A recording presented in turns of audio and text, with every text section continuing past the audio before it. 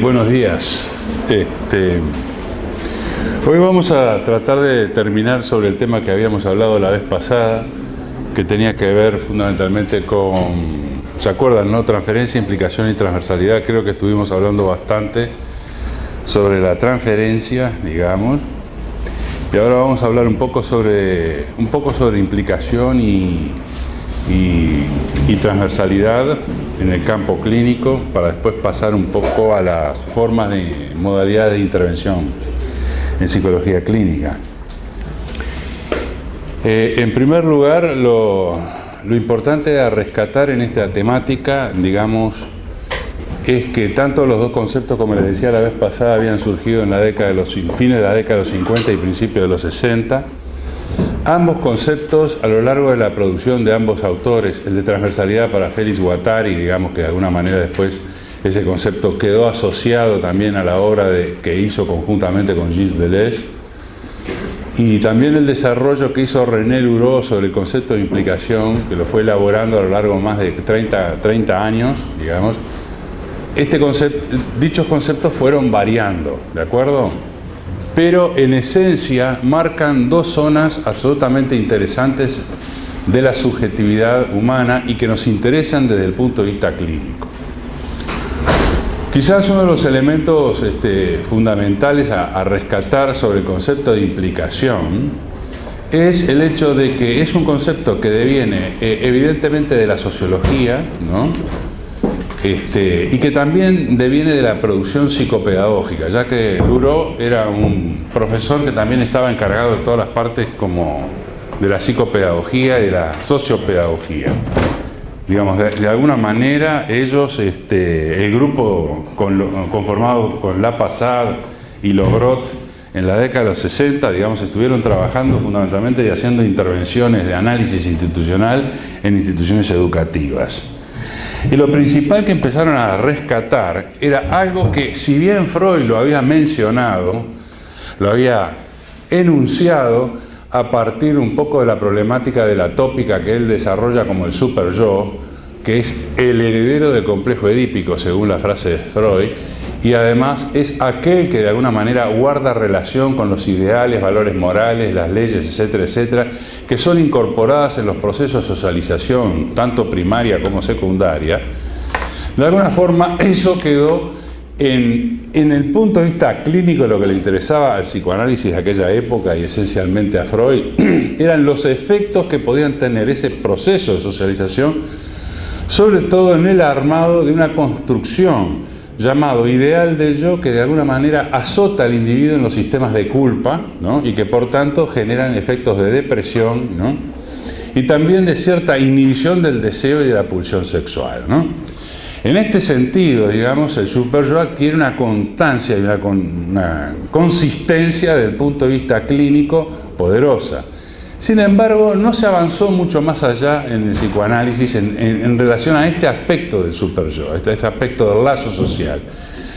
Freud, sin embargo, nunca dejó el tema atrás. Después, en el trabajo de psicología de las masas, en el artículo de psicología de las masas, después posteriormente en el artículo de Más allá del principio del placer, y después en su obra fundamental de los últimos años, pues el Moisés y la religión monoteísta, va a profundizar estos aspectos en el campo de lo que es la religión, el ejército, etc., ¿no?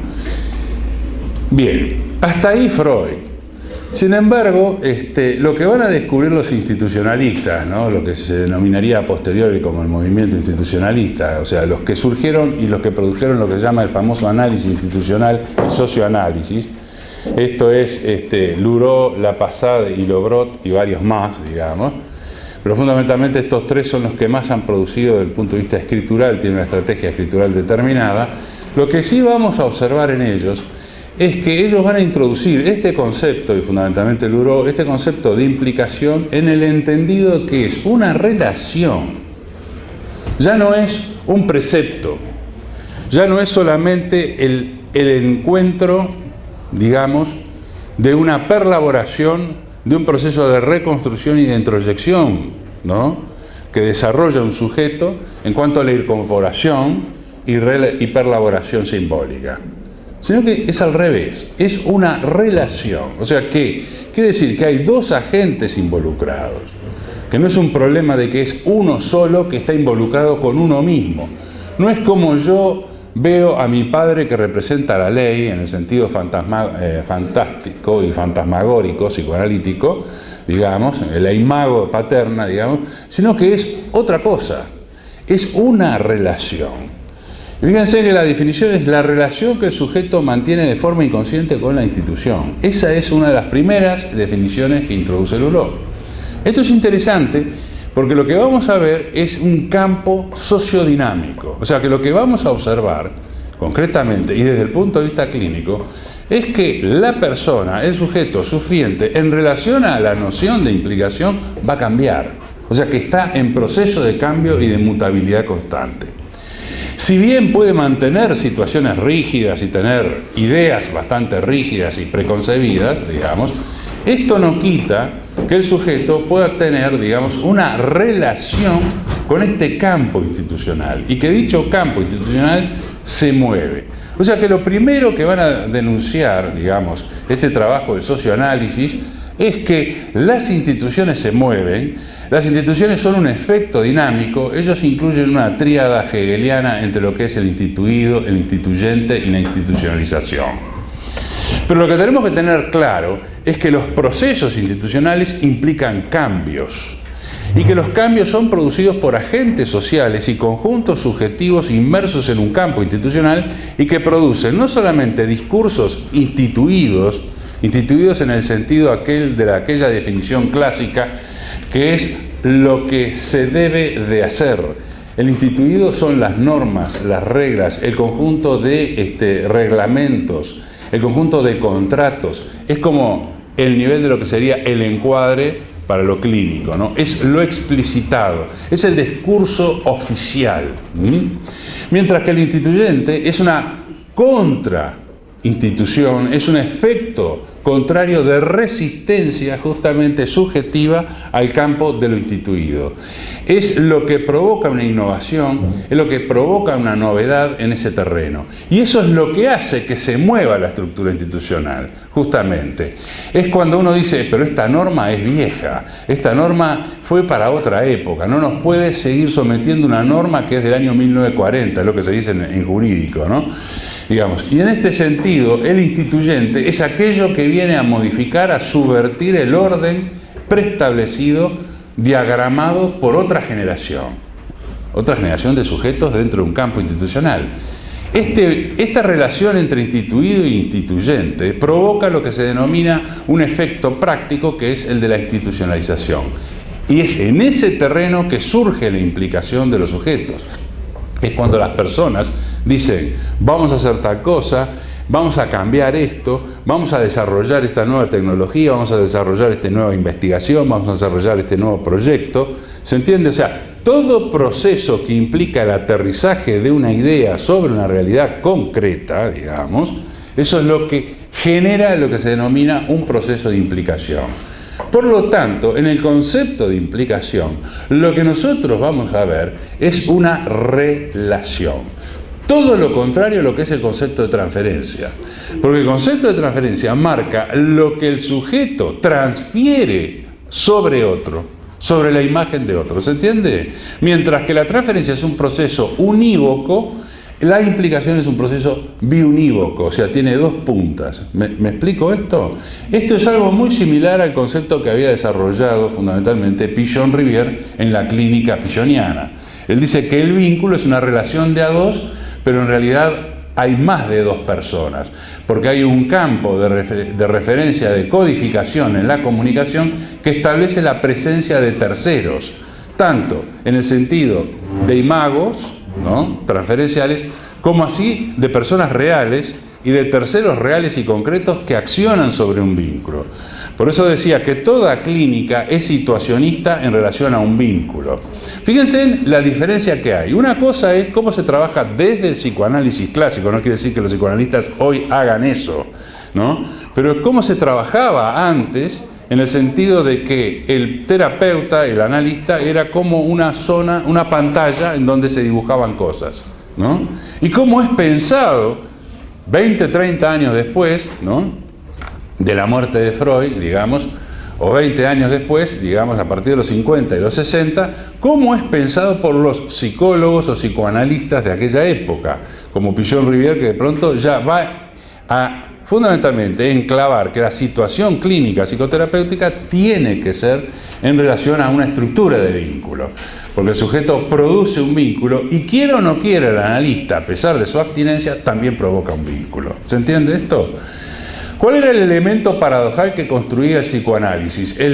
La contratransferencia, definido por Lacan como el conjunto de prejuicios del analista sobre el sujeto, ¿no? En este punto, la contratransferencia obviamente es algo que ocurre a todos nosotros y le ocurre también al analista. Por eso era fundamental lo que mencionaba Lacan, el discernimiento del deseo del analista, digamos. Esto es tener claro qué es lo que uno desea en función de un determinado campo de problemas.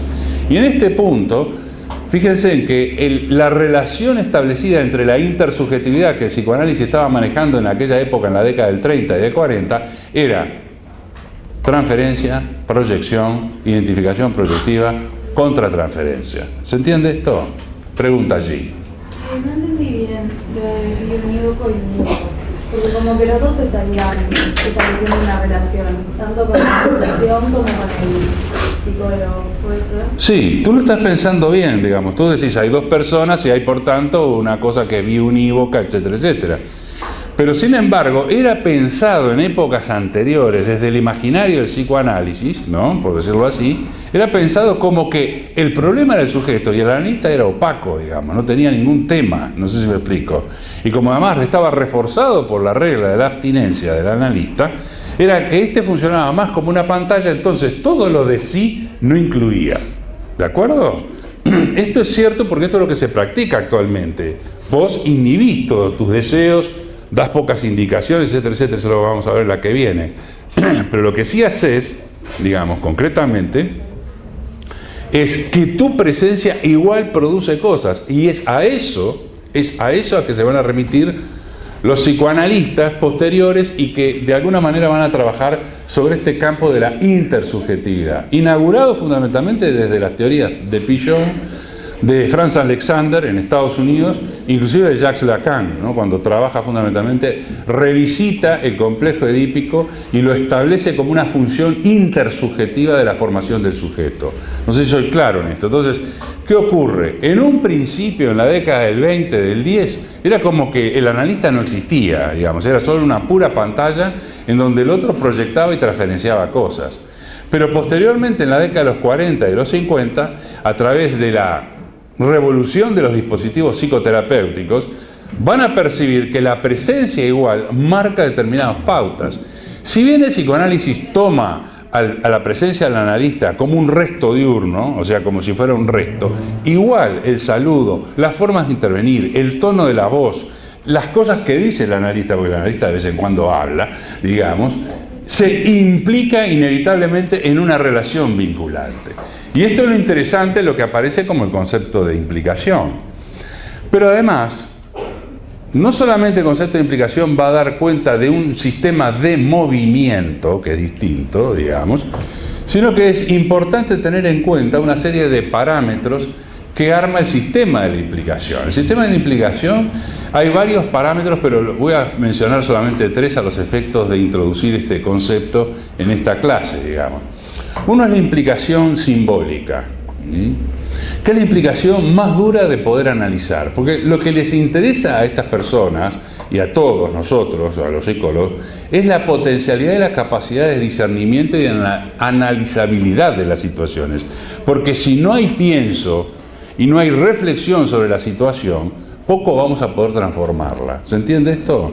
Entonces, lo que entendemos por implicación simbólica son ni más ni menos que las leyes y las reglas del parentesco, por ejemplo, y las leyes y las reglas básicas del lenguaje que nos constituye como sujetos a nosotros.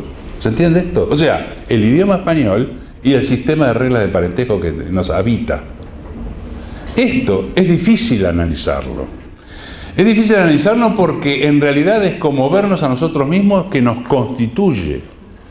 Esto aparece, digamos, refractariamente en una diferencia radical cuando de pronto nos trasladamos a otro lugar del planeta y observamos otras costumbres y otras reglas de parentesco. Si nos vamos a la Polinesia, primero no vamos a entender nada de lo que hablan.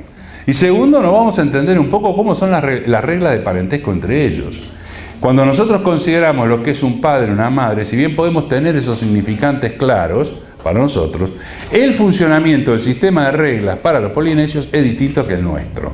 ¿Se entiende? Las familias Punaloa también ocurría lo mismo, etcétera, etcétera. Entonces nosotros vemos que hay otra constitución, digamos. Aparte de la implicación simbólica, existe lo que se llama implicación ideológica, que también es bastante fuerte y es muy poderosa y tiene una también de analizabilidad.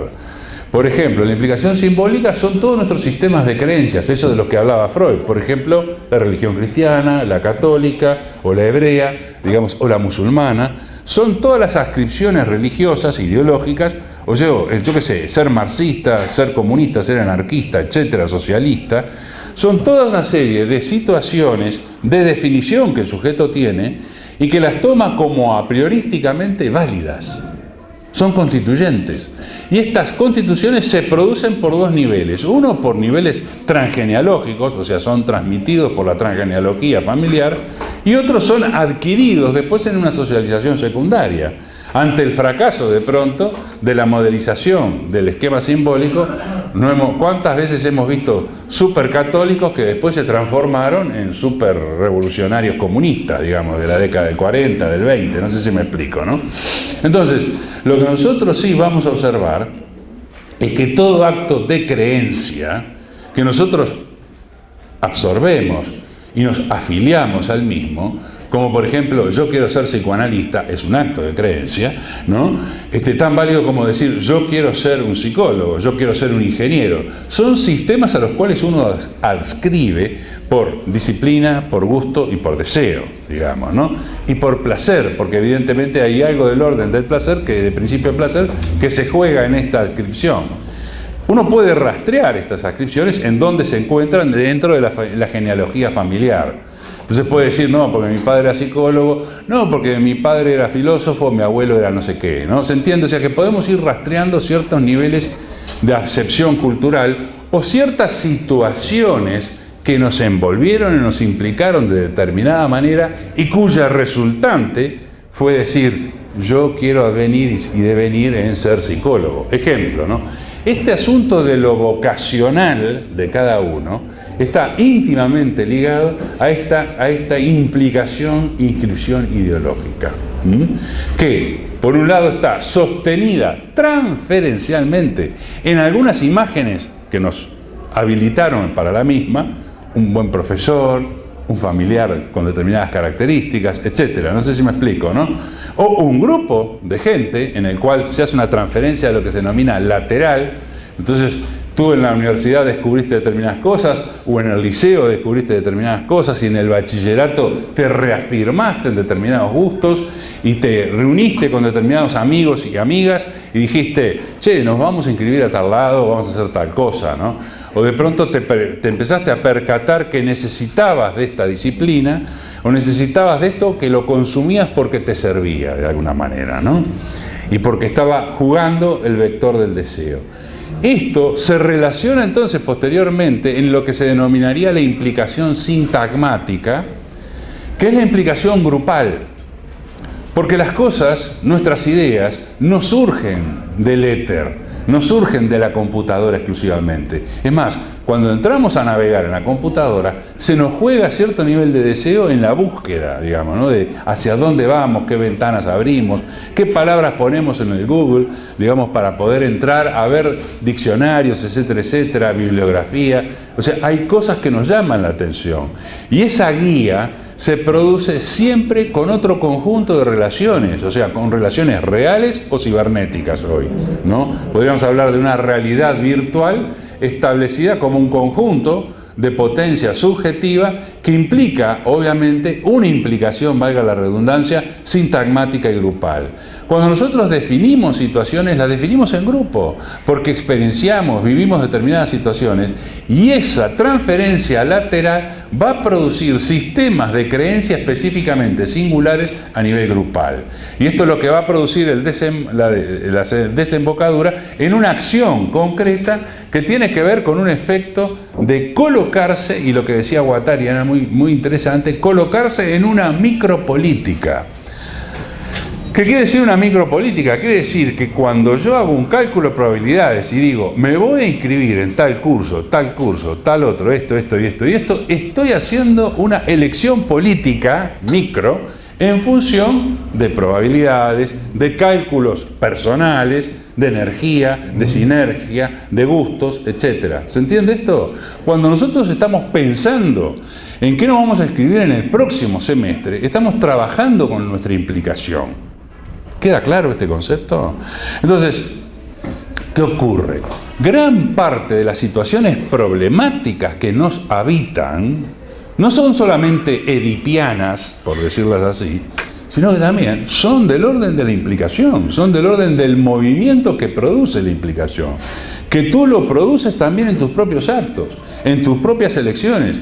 Ustedes se pasan tomando decisiones micro permanentemente. Si subo, si bajo, si tomo un café, si tomo un té, si cambio la marca de yerba, si me compro tal champión o no, si me compro tal ropa o no, si puedo o no, si debo o no. ¿Se entiende? Todo ese mecanismo de decisiones es un mecanismo de decisiones implicativas y que muchas veces lo llevamos a la psicoterapia porque tenemos dudas, porque nos problematizan, porque de pronto tenemos que decidir por una carrera que no le gusta a nadie de la familia, y de la familia dice, no se entiende nada de lo que estás diciendo, cada vez te entiendo menos, etcétera, etcétera, y vos de pronto te reafirmás más en tu deseo, es decir, no, yo quiero esto. ¿Se entiende esto? Y a veces uno trabaja en contra de. Y cuando uno trabaja en contra de, está en una suerte de implicación sintagmática. Podríamos decir inclusive que este concepto nos permite como guiarnos a través de determinados niveles posibles de problemáticas. Este concepto de implicación es lo que va a permitir después, tanto a Guattari como también a las corrientes sistémicas, construir lo que se llaman cuadrantes cartográficos de condiciones de existencia. Y esto tiene que ver justamente con las relaciones específicas que ha inventado, aunque parezca mentira, la ecología, ¿no?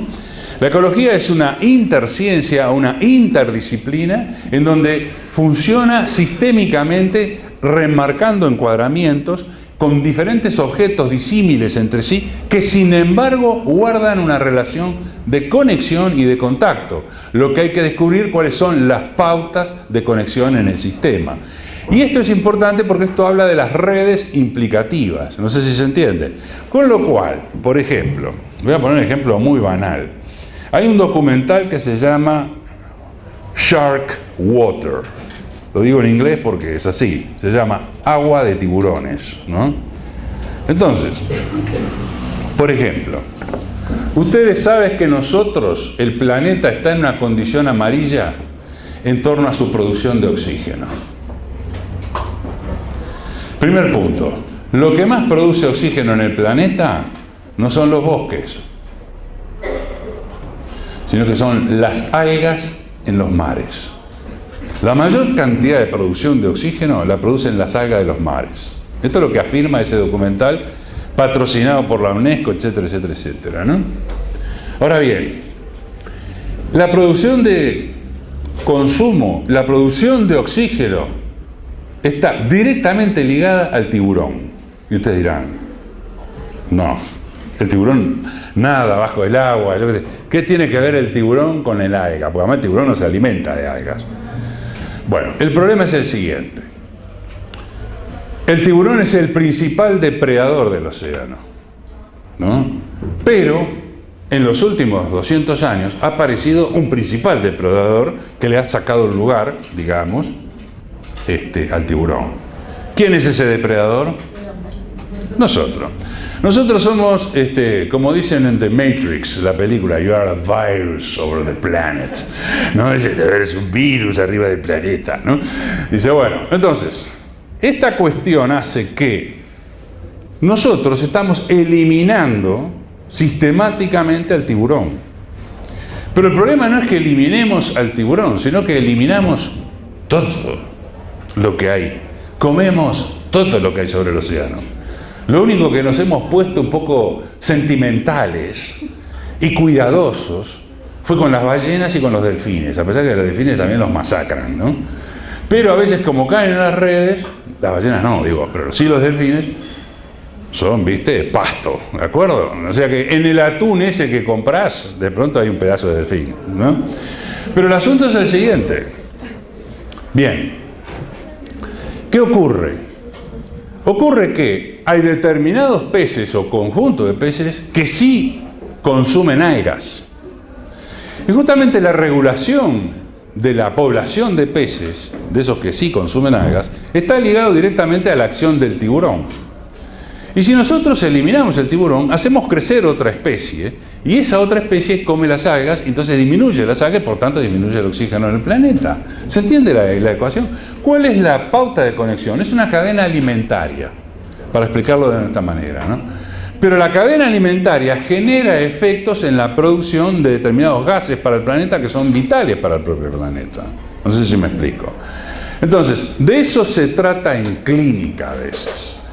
Y en este concepto de implicación. A veces, fíjense, muchos cuadros patológicos devienen de situaciones que no son manejadas ni por el sujeto, ni por el conjunto de sujetos.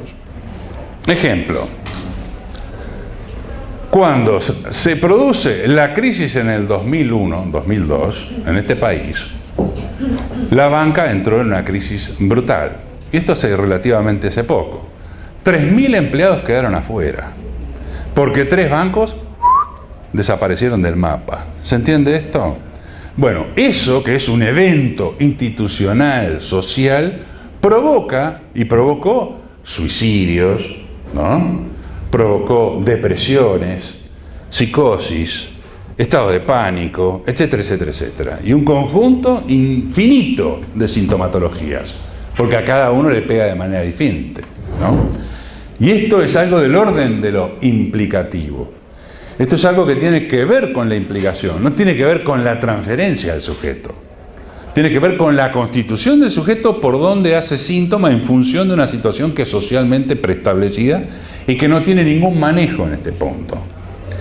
El hecho de que tú tengas que aumentar tu carga horaria porque la inflación te está comiendo y tú tienes que explotarte y autoexplotarte cada vez más, es un tema de relación institucional, es un tema de la implicación, ¿se entiende? Institucional, en donde el desarrollo somete a todos los uruguayos, a veces a la clase media, en la medida que está endeudada con tarjetas, créditos, bancos, etcétera, porque tiene que pagar el banco hipotecario o lo que sea, digamos, o el alquiler, quedan sometidos a una estructura implicativa que se mueve. Entonces, y ustedes dirán, ¿y a mí qué me afecta? ¿Cómo no te va a afectar a ti y en tu bolsillo de tu padre y el tuyo directamente cuando el precio de la soja baje? Porque no le afecta al millonario que tiene los dueños de los campos, sino que te afecta a ti también, y también al millonario, porque deja de ganar tanto y pierde tanto. No sé si me explico. O sea que ciertas relaciones económicas que nosotros, los gentiles, no manejan, sin embargo, quedamos sometidos. ¿Se entiende esto? Segundo, cuando se produce una innovación tecnológica como esto, digamos, esto es una implicación tecnológica. Si tú tienes un Nokia de hace 10 años, ¿viste? Vas a tener determinada potencialidad. En cambio, si tenés un dispositivo ligado a otra cosa, 3G, 4G, bla, bla, bla, ¿viste? Tenés otra cosa en la mano. No sé si me explico. Y eso te permite y te potencia ciertas posibilidades de acciones y reacciones inmediatas. Antes tenías un simple teléfono, hace unos 10, 15 años tenías un simple teléfono. Hace 20 años no existían estos teléfonos celulares, entonces uno se manejaba con los teléfonos de línea. Hoy es como impensado pensar que hubo una época que el móvil el celular, no existía. Para ustedes es muy difícil pensar que no existía la televisión. Para ustedes es muy difícil pensar que cuando uno se iba de viaje se comunicaba por carta y la carta venía una vez cada tanto, ¿no? Y que dependías del correo. Para ustedes es una historia antiquísima que uno tenía que pedir larga distancia telefónica a una oficinita en la UTE, porque antes era la UTE la que se encargaba de eso, y que te decía, para llamar a Londres tienes que esperar 4 horas. Yo te llamo y te consigo la línea. ¿Se entiende esto? Cuando hoy hacemos así, clic, clic, clic, clic, pum, hola, y estamos hablando con cualquier lugar del planeta. No sé si me explico. Siempre que lo podamos pagar. Siempre que tú lo puedas pagar, ¿no? ¿Se entiende, no? Entonces, el dinero es una implicación fundamental y en los procesos clínicos más, porque el dinero es potencialidad de desarrollo. Poco dinero, menor capacidad de desarrollo. Más dinero, mayor capacidad de desarrollo. ¿Se entiende esto? Entonces, ¿cuál es la plataforma en la que tú trabajas? ¿No? ¿Qué accesibilidad tienes a determinados servicios por tener más o menos dinero? No sé si me explico. Y esto, la implicación del dinero, es básica. Y lo digo de esta forma porque la implicación con el dinero y la relación psíquica que tú mantengas con el dinero es prioritaria en el sentido de que muchas veces abrís la página roja y vos ves estafas, asesinatos, de todo por el dinero, ¿de acuerdo? Y como decía muy bien uno de los fiscales famosos de la Argentina, si uno tiene que cuidarse de quién lo puede matar, es más difícil que te mate un pichi, que es más fácil que te mate alguien de la familia, ¿no? Por dinero, ¿no? O por una pasión amorosa. Entonces, como decían en los asesinatos, los ingleses decían, follow the money, ¿no? Los ingleses siempre pragmáticos, sigue el dinero, ¿no? Para encontrar quién es el asesino. Y los franceses, ¿qué decían? Cherchez la femme, ¿no? O sea, sigue a la mujer y te vas a dar cuenta de cuál es el lío pasional que hay en el medio, ¿no? O sea, de alguna manera, digamos, estas dos frases paradigmáticas del discurso novelístico, ¿no? Del recurso de los novelistas, desde Sir Arthur Conan Doyle, digamos, pasando por el inaugurador del género policíaco, Edgar Allan Poe, digamos, uno lo que va a observar es esas dos cosas: las pasiones humanas desenfrenadas, celotipia, amor, celos, etcétera, ¿no? Y del otro lado, que ya hablaba Shakespeare de ello, ¿no? Con Otelo, y del otro lado, o la pasión por el poder y la tragedia por el poder, ¿no? Que son las grandes tragedias de shakespearianas, y del otro lado, lo que vas a observar es el tema de Give me the money. ¿Se acuerdan de la película Show me the money? No, o sea, mostrame el dinero, entonces yo hago lo que tengo que hacer. Bien, y esto habla de lo que es el orden de la implicación. ¿Les queda claro? Bien. Yo creo que, disculpen porque a veces si voy muy rápido, pero el problema que tengo, o que tenemos nosotros, con este diseño, que tenemos que revisarlo y revisitarlo nuevamente, el orden docente, es que tenemos que darle 2 millones de cosas en una apretada síntesis de menos de 15 clases. No sé si se entiende lo que está pasando. Porque para hablar de implicación, yo podría hablarles un año entero. ¿Se entiende, no? Hablarles así, como 4 horas diarias, sin ningún problema, ¿no? Porque es muy grande el tema. Lo mismo en relación al tema de transferencia, o lo mismo en relación al tema de transversalidad, ¿no? Lo interesante en el tema de la implicación es que resulta a veces una regla de encuadre que es bastante importante, que de alguna manera estaba mencionada en el psicoanálisis, pero no con la fuerza que después se fue instituyendo, que es la regla de restitución. Uno le dice al paciente, al usuario, ¿no? Psicoterapéutico o clínico, que trate de restituir, o sea, que trate de traer todas aquellas cosas que son, o fueron, o son significativas en relación a una situación que le compete también al analista o también a sí mismo. ¿Se entiende? O sea que puede tener la libertad de poder traer cualquier material que se le ocurra, ¿no? Material a la sesión, digamos, ¿no? O sea, le pasó algo en el trabajo, puede ser motivo de análisis, le pasó algo, digamos, en el bar, etcétera, etcétera, con su novia, todo eso. Eso es una regla de restitución. Pero la regla, señores, de restitución no solamente involucra de pronto al sufriente, al paciente o al usuario, como se dice, ¿no? Sino que la regla también involucra al analista, al terapeuta. ¿Y en qué sentido? el terapeuta puede restituir información que de pronto sabe que se enteró por otras vías de ciertas circunstancias que atañen al set, a la situación de encuentro terapéutico, a su persona o a la persona del analizando, ¿se entiende? O a la persona del paciente. O sea que, supongamos que de pronto yo en el barrio me entero que un paciente que yo estoy trabajando, etcétera, etcétera, golpeó a su mujer. A la sesión siguiente, el hombre no trae nada, no dice nada. Bueno, es mi deber restituirlo. ¿Se entiende esto? Me he enterado por otras personas de que usted ha golpeado y usted en esta sesión no ha dicho absolutamente nada. Creo que es un tema que tenemos que trabajarlo y vamos a tener que seguir trabajándolo. ¿Se entiende esto? O me he enterado que usted está siendo acusado de una malversación de fondos en tal institución. Que usted y un grupo de gente está metido en esta situación. No sé si me explico, ¿no? O sea que ante la situación pública de algunos eventos o de algunas situaciones privadas, lo importante en la restitución es devolverlo, porque no hay que jugar, digamos, a la escondida en las sesiones. ¿Se entiende esto? Y justamente si el analista se entera de una situación... Ejemplo, cuando, y esto pasa muy frecuentemente con chicos adolescentes en el campo terapéutico, el padre llama para ver cómo anda el nene, ¿no? En un afán de control, o la mamá en un afán de buen control, pero mire que no es por controlar la situación, pero quiero saber cómo anda mi hijo, que esto, que lo otro, porque en la terapia, no, porque en el liceo le hicieron tal, y el chiquilín no trae nada al liceo, se pasa hablando de fútbol y otras historias, ¿no? Entonces es importante de que uno haga esta regla de restitución, o sea que mirá que me llamó tu mamá y me informó de estas cosas. ¿Tenés algo que decir en relación a esto? Porque si bien yo tengo un espacio contigo, un contrato contigo de absoluta confidencialidad, yo te tengo que decir absolutamente todo lo que me rodea en función de esta situación. ¿Se entiende esto? Y eso se llama regla de la restitución. Es una regla que inventaron sobre todo los socionalistas cuando trabajaban a nivel de asambleas institucionales, de organizaciones. Entonces ellos proponían la regla como todo aquel elemento que ustedes consideren válido para el análisis y el discernimiento de situaciones dentro de un grupo, es importante que ustedes las restituyan.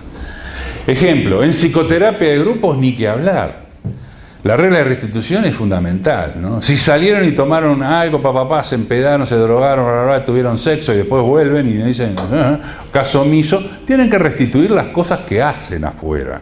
Si bien está prescritamente claro de que uno no tiene que tener relaciones sexuales con sus compañeros terapéuticos, digamos, que es una regla fácil de abstinencia que uno le propone, porque de lo que se trata es trabajar analíticamente y no de hacer sociogrupo, ¿se entiende? Ni hacer un psicogrupo, digamos, para divertirme y pasarla bien el rato, sino que vamos a tratar de analizar las cosas que nos pasan.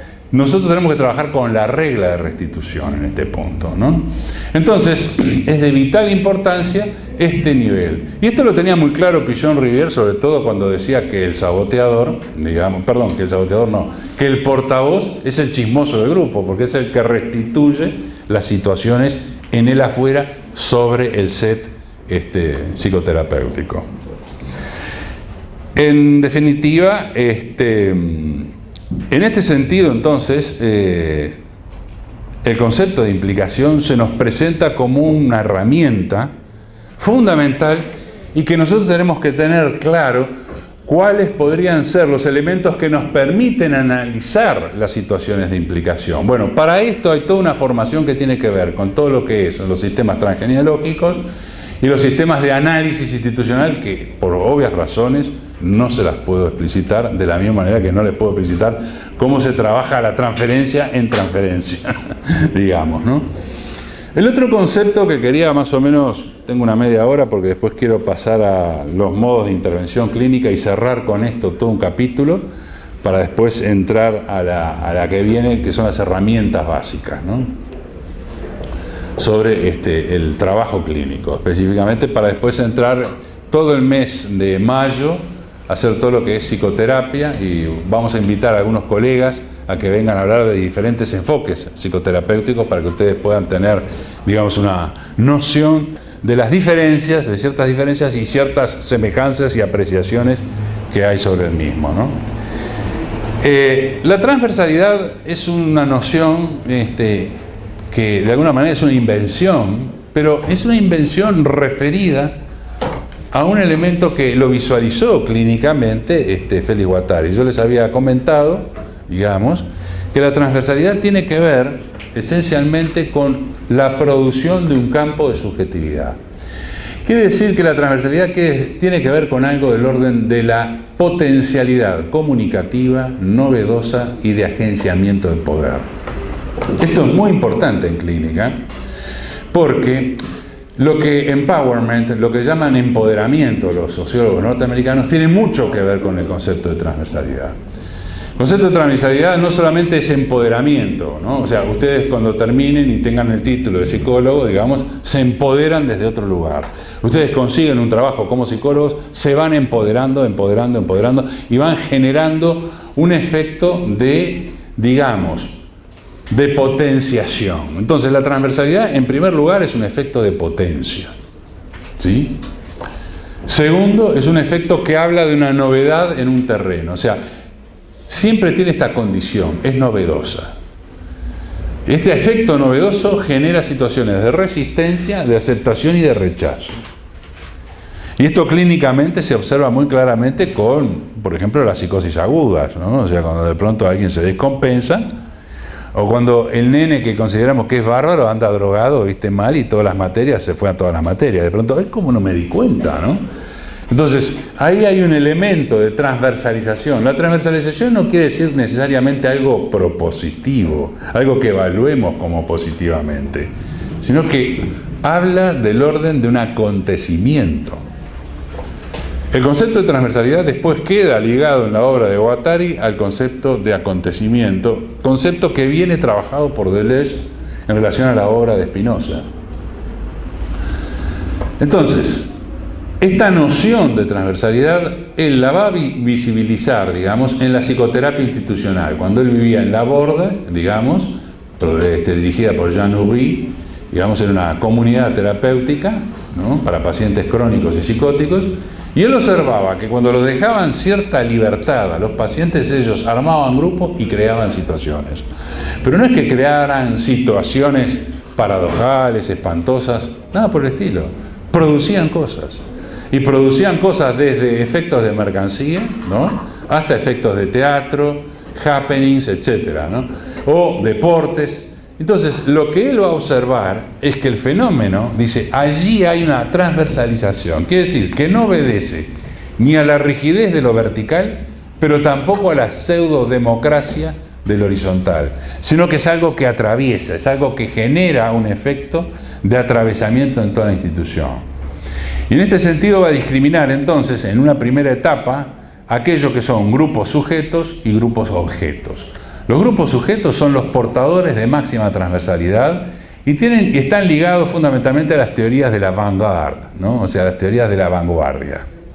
En esto es bastante interesante observar esta situación de que de pronto determinados grupos se transforman en gestores de nuevos paradigmas estéticos funcionales. Yo les había traído el ejemplo de los Beatles como un ejemplo masivo, pero todos los ejemplos, uno puede agarrar la historia de la pintura y lo que va a observar es eso. Porque Picasso no pintaba solo, vamos a entendernos, ¿sí? Si bien pintaba solo en su atelier, estaba dialogando con todos los pintores de la época, ¿no?, de su grupo de referencia. Es más, el cubismo, por ejemplo, que es una cosa que él introduce, la produce en realidad en una confrontación amistosa con Modigliani, ¿no? Entonces el primer cuadro cubista es justamente un retrato que le hace Picasso a Modigliani y le dice, este es mi retrato, y lo hace todo en forma cubista, o sea que le fragmenta todo el cuerpo. Modigliani queda absolutamente deshiderado, no puede creer lo que está viendo. ¿Se entiende? Y ahí surge el cubismo. Pero las formas, de que cómo después se cambia de paralelo, ¿no?, o se cambia de discurso estético y diagramático, tiene que ver con justamente la vanguardia, ¿no? Esta suerte que en Estados Unidos Jason Pollock, que empezó a manchar pinturas, digamos, a tirar pintura sobre un lienzo enorme, pero además los empezó a armar con un criterio, digamos, ¿no? Porque parecía como que estaba tirando pintura. No es cuestión de que tiro pintura arriba. Si uno observa los cuadros de Pollock, uno va a ver que los colores tienen que ver una funcionalidad específica. Hay un estudio del color que es espectacular en Pollock. Pero Pollock inaugura una corriente, es el inaugurador, de una relación, digamos, entre Rauschenberg, Jasper Jones, ¿viste? David Hockney, o sea, un grupo específico de pintores que empieza a producir otra cosa, no sé si se entiende. O sea, que toda situación de... Para poner un ejemplo de acá, yo creo que Mateo y Rada, ¿no?, son dos exponentes musicales que en la década de los 60 fundan una línea de producción musical que hasta hoy pervive, digamos, no sé si me explico, ¿no? Pero esta fundación la provocan entre medio del candombe y de los Beatles, no sé si se entiende. O sea que todo el trabajo de los Fattoruso, que venía con los Shakers en una suerte de imitación a los Beatles, de pronto varía cuando descubren el jazz, cuando descubren el candombe y fundan ese famosísimo grupo OPA, o todo el trabajo de Mateo, digamos, con el Negro Rada en las musicaciones, etcétera, en la década de fines de los 60, principios de los 70, que eran maravillosas, digamos. Son producciones, son vertientes de producción paradigmática musical que no tienen nada que ver con el instituido, digamos, genealógico que venía del folclore, etcétera, etcétera, ¿no? Y que de alguna manera tanto Giglietti como los Olima, si bien ellos le dan un tono de protesta, revolucionario, etcétera, etcétera, desde el punto de vista musical, señores, no varían nada. Vamos a entendernos. De revolucionario, nada, al revés, son anacrónicos porque ellos reproducen sistemas genealógicos establecidos hace siglos, hace décadas. ¿Se entiende esto? Pero Piazzolla, por ejemplo, es un tipo que rompe, digamos, otra estructura con el tango. Este avant-garde, estas son cosas de transversalización. Ahora bien, usted dice, ¿y clínicamente cómo se manifiesta? Clínicamente es cuando de pronto el sujeto que estaba en pareja, de pronto se enamora de otra persona, ¿no? Se enamora de otra persona y descubre lo que es el amor, porque en realidad estaba engañado. ¿Se entiende esto? Bueno, esto es algo para el orden del análisis. O de pronto la persona decide cambiar de bando, dice, no, yo me voy de acá y me paso a este lado, ¿no? Dejo de hacer esta cosa y paso a esta otra cosa. Todo movimiento medio radical que nosotros hagamos de nuestras vidas, digamos, de cambio así de... ¿Viste cuando das un volantazo en el auto, viste, y te cambiaste de senda? Toda cosa que tú hagas en ese sentido y que de alguna manera cuestione lo preestablecido de tus decisiones anteriores o la obediencia de vida que tú has tenido a tu genealogía familiar, es decir, nene, tenés que ir a estudiar, ¿no? Estudiar, trabajar, bla, bla, bla, lo que sea, etcétera, y tú haces un giro violento, digamos, eso es un efecto de la transversalización. Y este es un elemento que es muy importante, porque el sujeto en la vida, en realidad, va a tener pocos acontecimientos. Están los acontecimientos preestablecidos socialmente, culturalmente y biológicamente.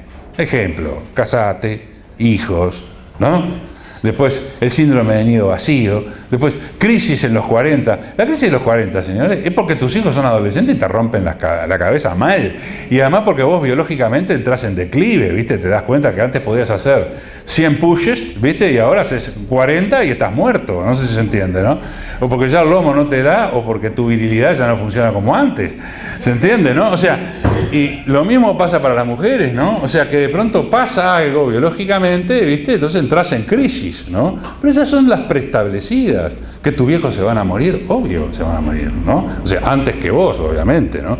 Pero ¿se entiende esto? O sea que esas son cosas como del orden de lo preestablecido, tanto por el lado del bios, biológico, como por el lado instituido. Pero ¿qué pasa si de pronto uno está terminando una carrera y decide no terminarla y se va para otro lado? ¿Se entiende este giro? Ese es un giro interesante.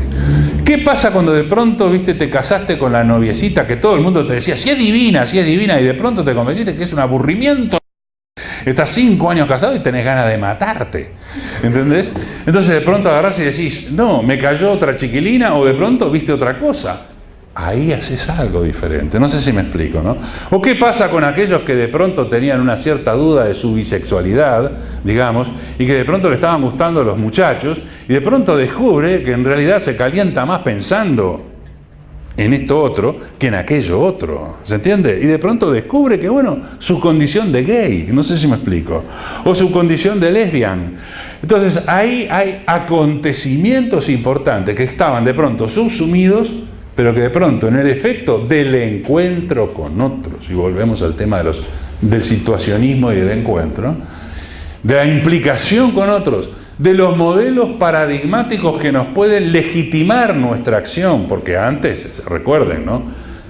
Este asunto de que el ejército pueda admitir gays, ¿cómo? ¿Se entiende esto? O sea, ¿cómo es posible qué condición tiene que ver para cuando vos formateas a un individuo para matar a otro, porque eso es lo que se trata, digamos, tiene que ver algo del orden de la intimidad sexual de cada uno? ¿Desde dónde? ¿Dónde eso está puesto en juego? ¿Se entiende esto? Entonces, esta situación de control de la sexualidad del otro, digamos, que algunas instituciones tienen que realizar, o como definió la Iglesia Católica a partir de los trabajos de San Agustín, decir, bueno, a partir de ahora tú eres célibe, tú tienes que controlar tu moción pulsional sexual, ¿no? O sea, tú la tienes que inhibir absolutamente porque toda tu energía tiene que ser canalizada para otra cosa. Y sin embargo, después encontrás toda una serie de pedorreas espantosas, de pedófilos que están situacionados en lugares específicos del planeta, digamos, y después la Iglesia Católica anda reventando gente por todos lados o anda ocultando cosas. No sé si se entiende, ¿no? Toda esta situación es lo que habla de una transversalización y habla de algo del orden del dispositivo implicativo que está agotado, pero que por otro lado el imaginario social ha cambiado tanto y la ideología ha cambiado tanto que forma un grado de legitimidad de las prácticas de la intimidad sexual. Cualquiera, sea la que sea. Pero tú podés como respetar la sexualidad del otro. No tenés por qué meterte en lo que es normal y anormal. Este es el punto en donde hay un giro en la transversalización social y que ha provocado un acontecimiento ideológico que establece entonces un discurso en contra de la discriminación. Hay un discurso avalado planetariamente cada vez más y poderosamente más del respeto de las elecciones individuales y personales. De las elecciones individuales y personales y de la actitud tanto sexual como política en tanto y en cuanto esta misma no atente contra el instituido. ¿Se entiende, no? Es claro el margen que te están dando, ¿no? Entonces, esta situación de transversalización es muy importante porque uno puede observar que determinadas personas tienen una gran capacidad de mutabilidad. Y mutabilidad porque su consistencia es la de ser móvil y no quedarse inmovilizado en una estructura institucional o en una estructura profesional. No deviene en el ajuste de que la subjetividad humana tuya queda ajustada absolutamente a un rasgo profesional, que es lo que estaltistas llaman la enfermedad del rol, ¿no? Hay tipos que son profesores y son profesores full-time maker, ¿no? Entonces son unos plomos de primera, ¿viste? Estás en un boliche y el loco no, porque la definición, eso es un plomo, ¿viste? O sea, esos muchachos, ¿viste? Que es la enfermedad del rol, o la interpretosis, ¿no? Como interpretar todo, el silencio, ¿viste? Los analistas que siguen siendo analistas aún en la fiesta, ¿no? Entonces que están, ¿viste? No, porque acá hay pacientes míos, o hay, ¿viste? Gente que va a decir que si yo estoy tomando. ¿Se entiende esto? O sea, hay toda una cosa de la enfermedad del rol que es terrible, ¿no? O sea, en el político ni hablemos, ¿no? Es como fundamental, ¿no? Entonces, cuando uno observa, ¿no?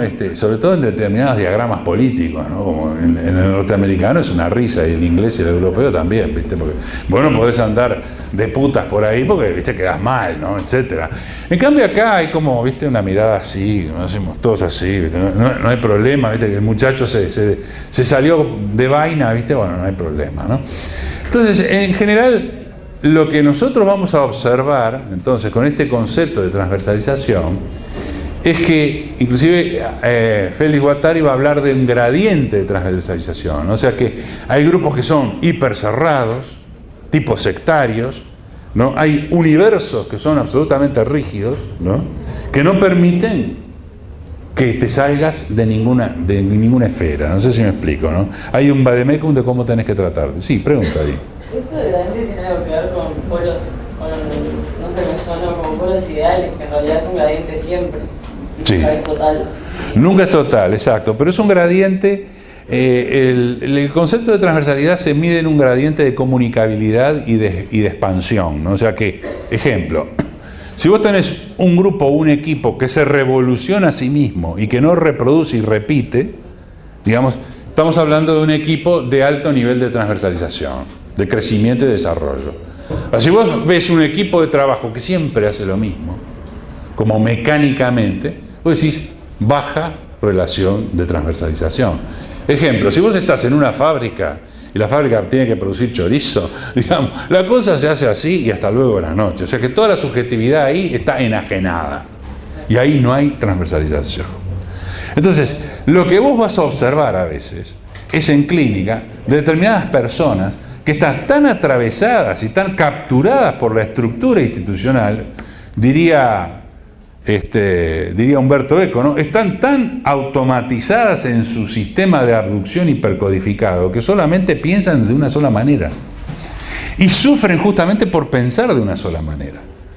Y porque piensan de una sola manera, pero sienten otras cosas, inhiben el sentir en función del pensar. ¿Se entiende esto? Entonces, hay un esfuerzo y hay un conflicto. Ese es un conflicto del orden de la transversalidad. ¿Hasta qué punto de pronto puede torcer la potencia de crear algo diferente o de generar y de producir algo? Esto se ve muy claramente en la transversalización cuando el sujeto tiene que tomar decisiones que son fundamentales. Decisiones que de pronto sí pueden estar como archivadas y específicas dentro del instituido, como por ejemplo, me cambio de carrera. Ejemplo, tengo que cerrar este negocio porque lamentablemente no me funciona y tengo que reconocer que soy un fracaso en esto y que por tanto tengo que producir otra cosa. ¿Se entiende? O sea, momentos en donde uno tiene que tomar decisiones fundamentales. Me separo.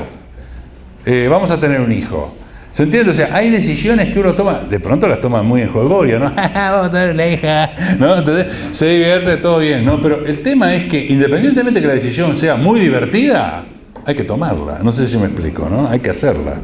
Y hay que sostener determinado nivel de decisiones, ¿no? O situaciones en donde me asusto, me separo, la dejo a ella con el bebé porque yo no puedo ser padre. Y me doy cuenta que no puedo ser padre. ¿Se entiende esto?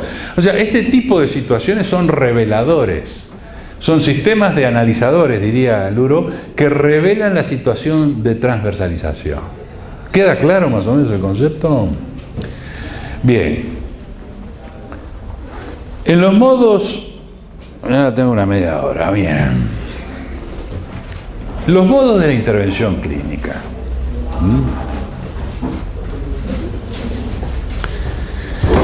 Yo les decía al principio de las clases que la psicología clínica tiene muchas modalidades de manera de intervención. Hay un artículo de Jacques Ardoino, que es el de intervención, que está en la bibliografía. Les sugiero que lo lean porque seguramente va a haber preguntas en torno a ese concepto, ¿no? Para el parcial y para el examen posteriormente. Yo les digo, esta es una pieza clave, digamos, ¿no? de la cuestión, ¿no?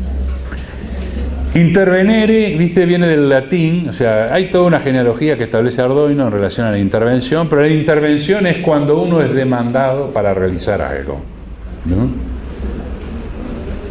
Es en el momento en que uno es demandado que la intervención tiene un cierto nivel de eficacia. Si uno no es demandado, si no hay demanda, la intervención solamente puede ser desarrollada por la fuerza, que es lo que hacemos cuando alguien se psicotiza y empieza a romper todo. Entonces por la fuerza lo tenemos que internar. ¿Se entiende esto? Entonces esa es una intervención terapéutica, ¿no? Que si bien no es el agrado del sujeto, es para salvaguardarlo al sujeto de sí mismo y al conjunto de la familia. ¿Me explico esto? Entonces eso es una intervención. Pero también una intervención es cuando se produce una demanda de consulta. Entonces vienen, por ejemplo, lo que hay, la consulta laxa, ¿no? La consulta genérica, ¿no? que es cuando de pronto un grupo o una institución educativa te quiere hacer una consulta en relación a un niño que tiene determinado tipo de problemas, o porque de pronto en el equipo de maestros hay un problema. Entonces te quieren consultar para que tú hagas un diagnóstico situacional, ¿sí? Entonces en el diagnóstico situacional vos podés utilizar diferentes técnicas. Sin embargo, hay varios niveles en torno a la problemática de intervención, por ejemplo, en la esfera educativa. En la esfera educativa es muy común que el problema es el niño.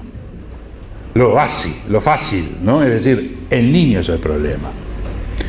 Pero ya hemos visto, bajo mucha agua que ha recorrido el puente, que el niño no es el problema, sino que el niño es el emergente de una trama familiar. ¿De acuerdo? Pero no solamente el problema es que el niño es un emergente de la trama familiar, por lo tanto habría que intervenir en la familia, ¿no? Sino que también el problema es que la estructura educativa no está diseñada para poder sostener y albergar una problemática de esta característica. Por tanto, es un problema también de la institución educativa. No sé si me explico. Entonces, esto dicho así genéricamente, dice, pero entonces, ¿qué hacemos? Vamos a intervenir en la escuela, en la familia y en el nene. ¿Se entiende, no? Entonces, en la escuela, ¿cómo intervenimos? Y a nivel del grupo de pares, a nivel de la maestra que lo tiene, el asesoramiento, etcétera, etcétera, ¿no? A nivel familiar, a nivel de terapia individual. O sea, vamos a psicoterapeutizar todo. ¿Se entiende esto? Esto es lo que habría que hacer. Pero lo que habría que hacer es rediseñar los dispositivos de intervención, que ese es el tema. Porque lo que no se sabe, lo que se sabe claramente, es que la educación es un sistema de intervención cuya finalidad es la socialización de la cultura en los sujetos, ¿no? Y ese es un dispositivo de intervención pedagógico que tiene una determinada funcionalidad. Y que dicha funcionalidad en estos momentos está entrando en crisis, por los efectos de la transformación subjetiva social y por otra, por el advenimiento de las TICs, o sea, de los procesadores, etcétera, etcétera, que ha revolucionado bastante los sistemas educativos y además ha revolucionado bastante los sistemas de formateo mental que está ocurriendo en estos momentos, ¿no? El formateo mental tiene que ver con la enorme batería brutal de imágenes que se descargan sobre los niños y que dichos niños quedan hiperestimulados por este trabajo que hacen los procesadores. Y en este sentido estamos en una etapa muy distinta de la civilización, ¿no? Antes los procesadores eran otros, eran los de la naturaleza, los de las relaciones personales, etc. Hoy tenemos que contar lo de la naturaleza, lo de las relaciones personales, pero toda la caterva de información que aparece en todos los dispositivos electrónicos a los cuales los niños y todos nosotros tenemos acceso. Y esto genera un formateo mental diferente. Por tanto, los dispositivos pedagógicos empiezan a formatearse de otra manera. Y esto genera otro tipo de clínica. Genera esos niños hiperactivos, ¿no? Genera esos niños que todo rápido y nada, en donde los procesos de simbolización, que son lentos, etcétera, en realidad hay que acelerarlos. ¿Me explico? Entonces de pronto encontramos niños que no se adecuan a los sistemas viejos, tradicionales. A la gente le cuesta leer, a la gente le cuesta sentarse y leer 3 horas. Antes era un valor en sí mismo que una persona leyera. Hoy en día hay gente que ya no puede leer. Hay gente que vive sin leer un libro, sin tocar un libro, porque tiene un dispositivo. Entonces en el dispositivo copia en la imagen de lo que hay que hacer. O espera que el otro le diga, entonces baja de YouTube la clase de Michel Foucault o la clase de quien sea, ¿viste? Pim, pim, pim, para que, ¿viste? Le dé línea y después revisa un poco los papeles. Pero esa actitud es diametralmente diferente a 50 años atrás, que uno se tenía que tragar los libros y que tú tenías accesibilidad por el hecho de tener el libro. Si no tenías el libro no tenías accesibilidad. Y hoy pagando $1.800 tenés una accesibilidad a una biblioteca infinita. Cuando antes tenías que pagar mucho más para conseguir una buena biblioteca, o tenías que esforzarte a ir a la Biblioteca Nacional, digamos, para estudiar adentro de la Biblioteca Nacional, que era lo que hacía la gente antes, ¿no? Yo hacía eso. Yo soy de la época que preparé muchos de mis exámenes, los preparé en esta Biblioteca Nacional de acá, digamos, ¿no? Entonces, porque no tenía acceso a todos los libros. O sea, a mí me parece que acá hay un tema que tiene que ver justamente con este tipo de diagrama novedoso que aparece y que por tanto nosotros somos consultados. Pero el problema es el otro. La resolución de fondo es una verdadera transformación y mutabilidad de todos estos aspectos que le he señalado. Pero en realidad vos tenés un punto de urgencia, no, pero acá hay que arreglar el problema de fulanito, porque fulanito me descompensa toda la clase. ¿Se entiende esto? Entonces acá es cuando entramos en un diagrama de pensar la situación, de cómo resolverle el problema a fulanito, y esta es una consulta genérica. En la consulta, la intervención siempre es una indicación, que es una de las herramientas principales del psicólogo clínico. Y la indicación es algo que uno indica para armar una estrategia de acción. O sea, uno diagnostica una situación y tiene que armar una estrategia de acción posible de acuerdo a la potencialidad cognitiva y logística y material que tiene la situación. Entonces tenemos un diagnóstico situacional, como decíamos, un diagnóstico, si quieren, estructural, en caso de que amerite y sea necesario, un diagnóstico sociodinámico, que nos va a revelar la potencialidad logística, y que esto amerita entonces una indicación de derivación, o sea que la derivación se transforma. Un artículo mío que se llama Máquina Sheffield, donde hablo del tema de la derivación se transforma en un elemento básico de la estrategia de la psicología clínica, ¿no? Porque es una consulta terapéutica restringida, mucho más restringida, que es específica sobre una situación dada, y donde uno arma una estrategia posible de intervención. Y lo importante es que la estrategia de intervención sea del orden de lo creativo en función de lo que hay en el campo, de lo que ocurre en el campo del diagnóstico situacional, pero también en función de la potencialidad logística. Cuando digo potencialidad logística, digo que es, por ejemplo, ¿no?, si la situación ocurre en un barrio de determinadas características, ¿no?, empobrecido, etcétera, etcétera, los recursos son uno. Si ocurre en otro ámbito, los recursos son otros. Y así sucesivamente. Entonces nos vamos a ir dando cuenta que muchas de las líneas de las derivas y de las indicaciones clínicas tienen que ver en base a la potencialidad logística que se encuentra en la situación. Y la potencialidad logística no depende exclusivamente si la familia tiene recursos monetarios o no.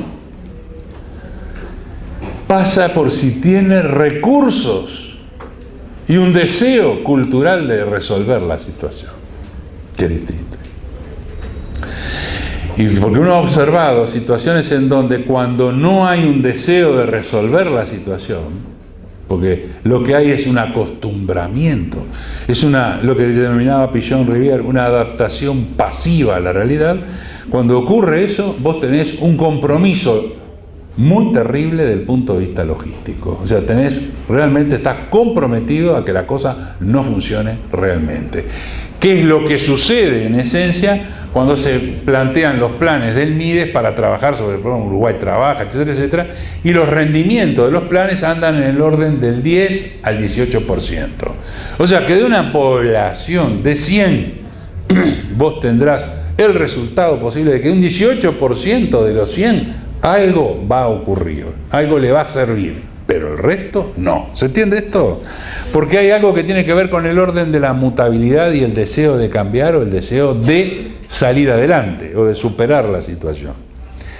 Hay gente que no desea superar la situación, sino que lo que hace es una deriva brutal, y acá se encuentra una deriva entre diferentes ventanas, puertas, etcétera. Anda para tal lado, no, después anda para allá, no porque ACE te atiende acá, no porque la policlínica de acá, no porque esto de acá, no porque el abogado, etcétera. O sea, vos empezás a andar por diferentes lugares, y acá hay una cosa a veces media perversa de las instituciones que dicen, no, lo nuestro no es esto, o sea, tiene que ir con tal. Y después tal, no, pero fíjese que acá puede hacerlo de esta manera, pero tiene que ir para tal lado. Y a veces vos te encontrás que hay personas y grupos de personas que andan deambulando por el Estado, ¿no?, por diferentes lugares de oficinas del Estado, y hay también deambulaciones, viste, muy complejas, ¿no?, situaciones de abuso, etcétera, etcétera, donde uno recomienda determinadas cosas. A veces el Estado las puede absorber y otras veces no las puede absorber y las deja en un limbo de papeleríos, ¿no? Y de expedientes interminables, ¿no? Que circulan dentro del INAU, después del INAU salen a otro lado, después van a la corte, de la corte va de vuelta al INAU, etcétera, etcétera, y después va al departamento de psicología, al departamento de psiquiatría, después pasa por ASI, pase por esto.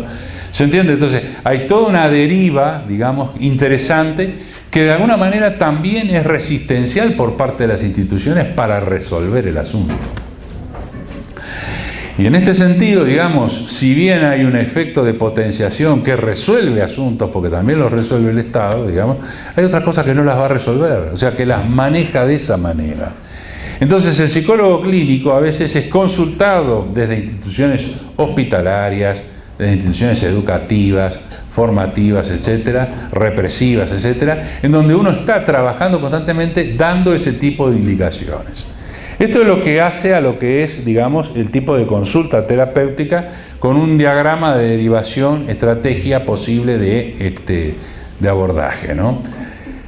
Y finalmente, quizás el plato fuerte es la psicoterapia, ¿no? O sea, la psicoterapia se plantea como uno de los elementos básicos. No todos los psicólogos clínicos son psicoterapeutas, quiero aclararlo también, ¿no? Porque hay psicólogos clínicos que se dedican fundamentalmente al armado justamente de esto que mencionaba anteriormente, que son estrategias clínicas globales, ¿no? O sea, estrategias clínicas globales quiere decir cómo el Estado se tiene que hacer cargo de la salud mental.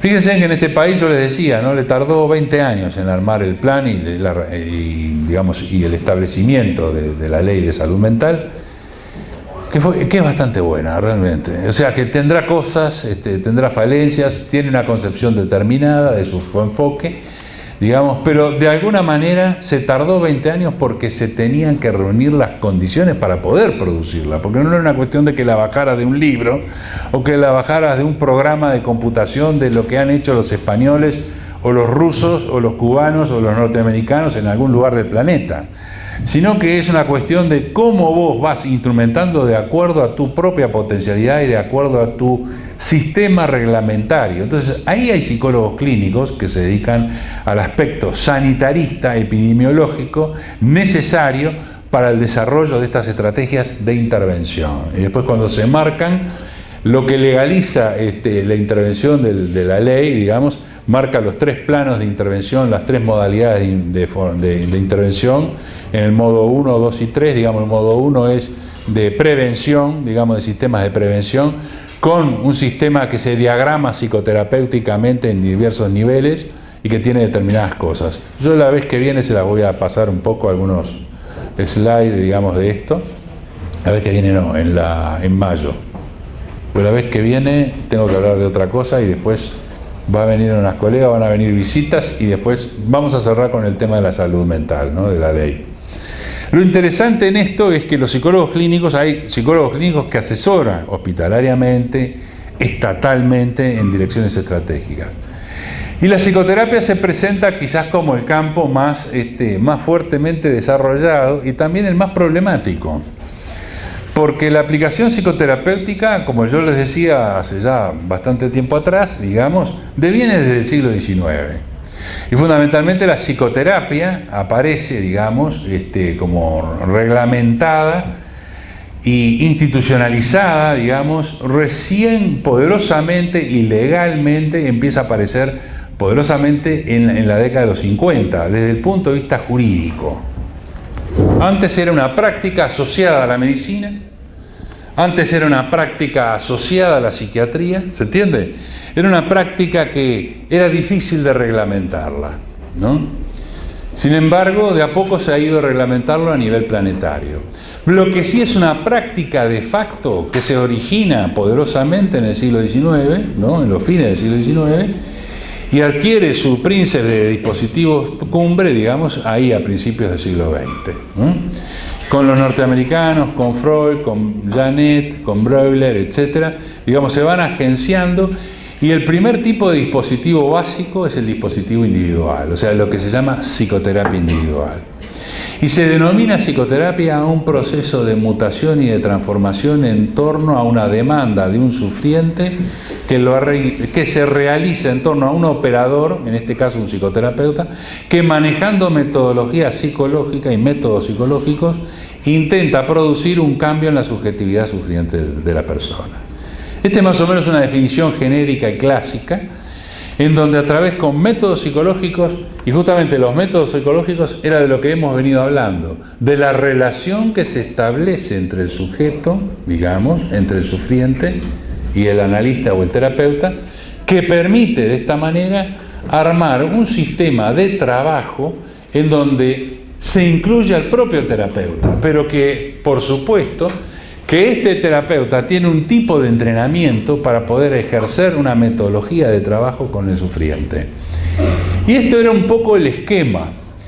El esquema se diferenciaba fundamentalmente de otras prácticas que pueden ser denominadas terapéuticas del alma, pero la diferencia fundamental es la metodología de investigación y de trabajo, que es una metodología asociada al discurso científico, ¿se entiende?